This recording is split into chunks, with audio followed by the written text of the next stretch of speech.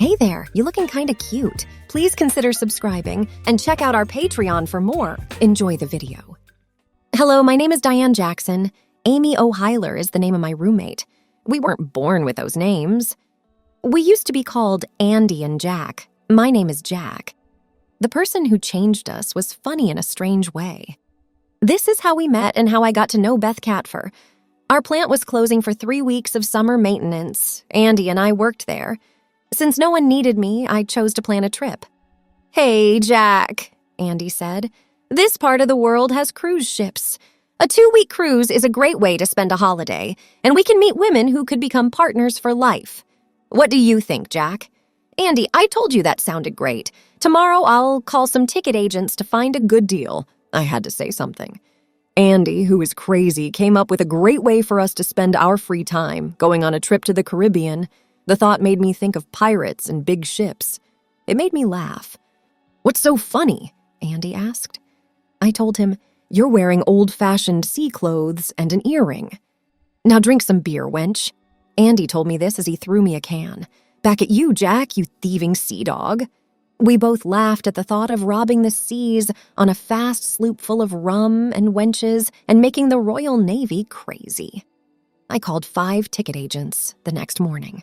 The first 4 couldn't do anything. BTG Travel was the last one. They had a few trips and choices. After work, I chose to meet them in person. That's when I found that they did most of their business. Beth was there. I wish I could say she was pretty, but she wasn't. There were scars and twists on her face. I thought she had a terrible accident, and that was it. Beth asked, "Why are you at BTG Travel?" I told them to plan a Caribbean trip, a cruise where you can walk around barefoot, if that's possible. Beth said, "Yes, it's possible." "Would you like one that lets you join in the fun?" "What do you mean, join the fun?" I asked. Beth asked, "You know those dinner theater shows where a mystery is played out and everyone helps figure out what happened?" I replied. "Yes, I do. An overnight trip on that would be fun." Beth replied, "Well, I'm going to talk a little longer. When you get on your ship, you'll act like you belong in that time period. Imagine a Renaissance fair theme park and stage show that goes out to sea." I told them, "That sounds like a lot of fun." Beth told me you only need a small bag for a day's worth of clothes and any shower gear you might need. The rest will be given to you. I told them, "Only shower gear and clothes for the day." "Why?" Beth replied, "Well, because you'll be living like they did the whole cruise. Unless there is an emergency, you will spend the whole cruise on a ship from the early 1700s dressed as someone from that time. When you check in, your part will be given to you." "Are you good at sailing?" I said, "Yes. I race people from the boat club. I understand that it spoils their party, but a regular Joe like me beats the high and mighty. It's only a small win, but it feels good." Beth smiled and told her, "You'll love your cruise then." "What does it mean that I can be on more than one ship?" I inquired. Beth said, "Oh, that's simple. You will be put on one of 4 different kinds of ships. What kind of cargo is it? A caravel or a galleon?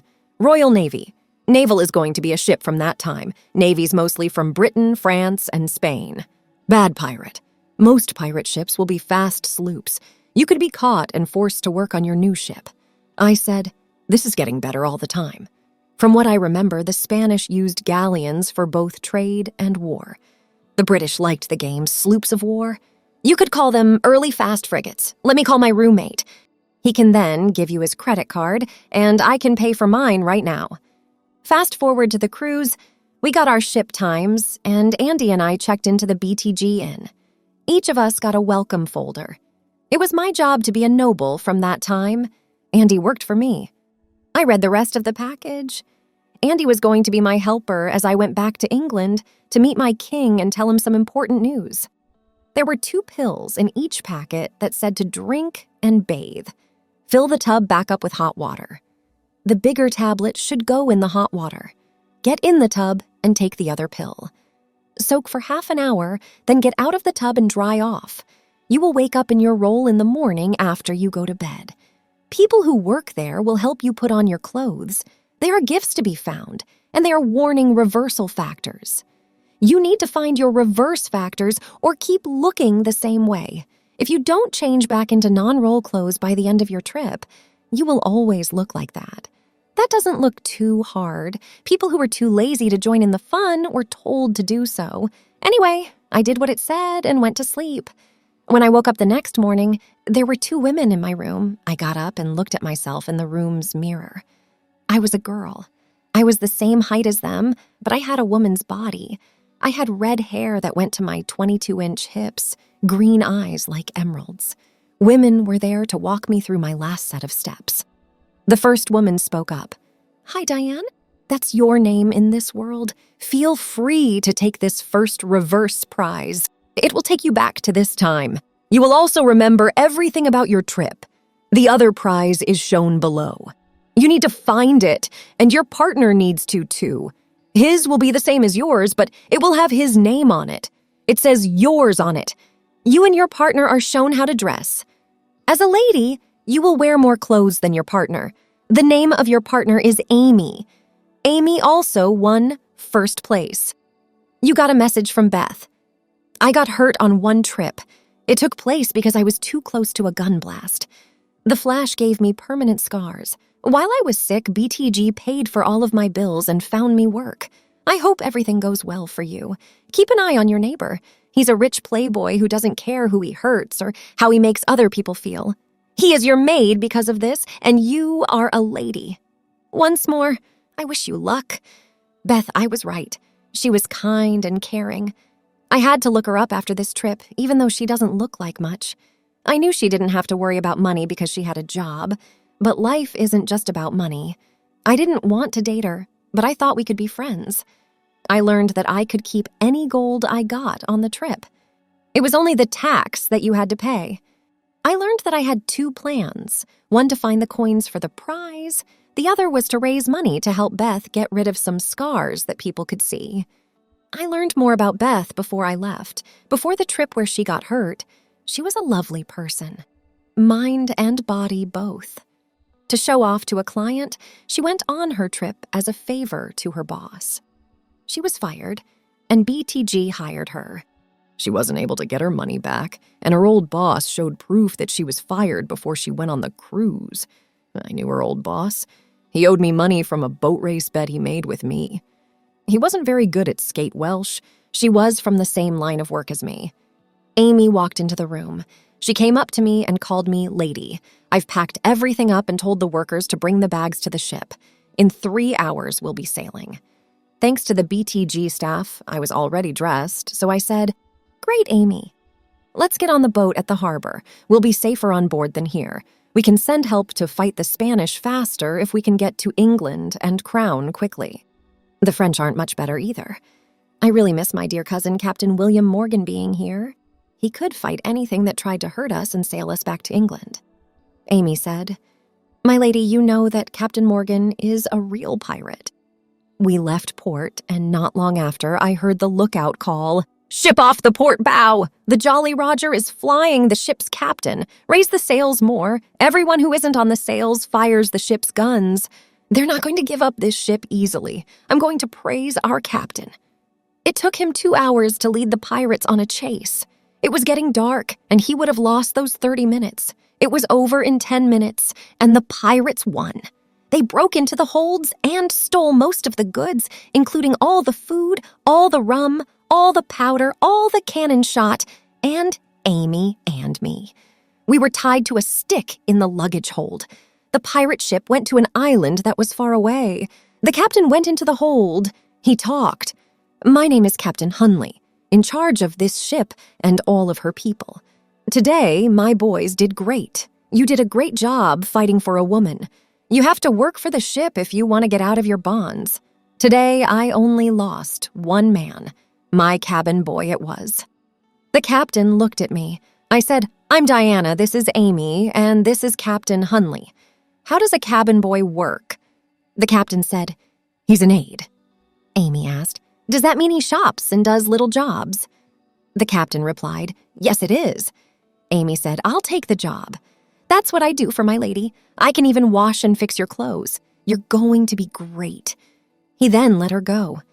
Davy Jones told Hunley, "Captain, the ship has some minor damage." The ship is still there, but our bowsprit was lost. The bowsprit is a figure that some ships have on their bows, and the bowsprit is a spar that holds up the mast. We can change it tomorrow when we get back to port. Anyway, that will be fixed soon. Now let's focus on our pride catch, Lady Diana. Amy asked, "Captain Hunley, sir? What would you like to do with her?"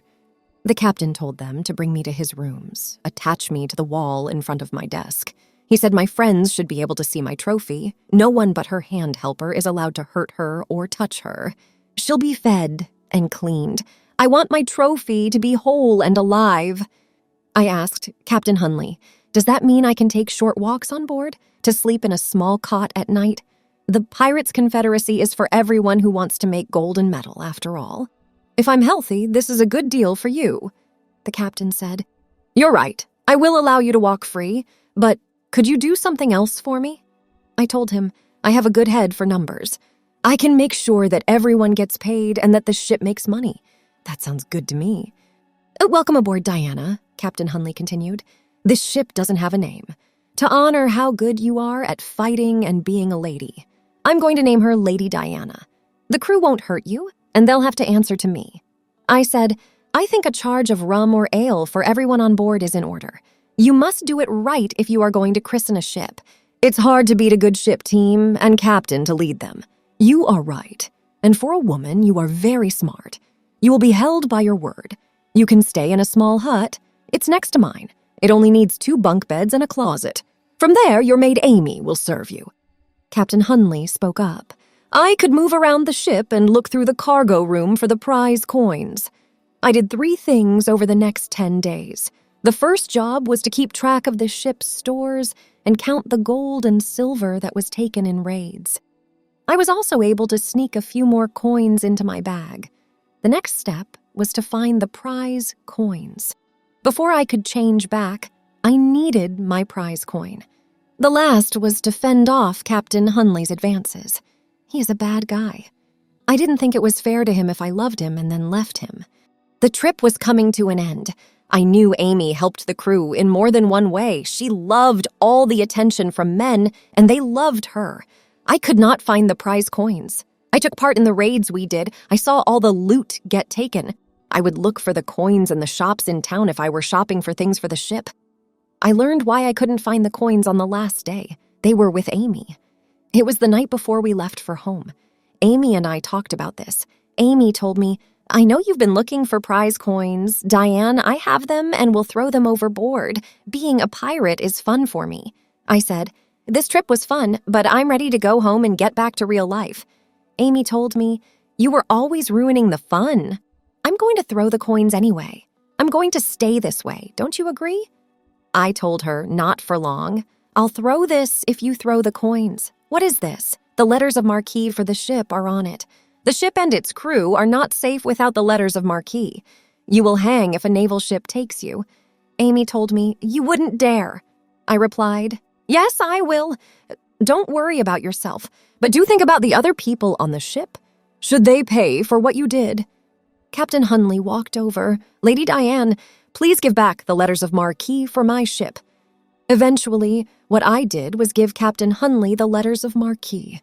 Amy gave Captain Hunley the coins, but she somehow dropped them.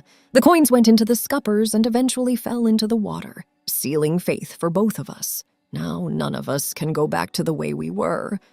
Captain Hunley, with a somber expression, stepped forward. "What's done is done. There's no point arguing over it now. The coins are lost and we must live with the consequences." In the ensuing days, the crew learned to navigate through the waves of disappointment, anger, and eventually, acceptance. The loss of the coins meant they had to abandon any hope of reverting to their previous lives. They were pirates. Female pirates, after all, and the sea was their home. Thanks for watching. Be sure to check out Patreon for a lot more content and early access to YouTube videos.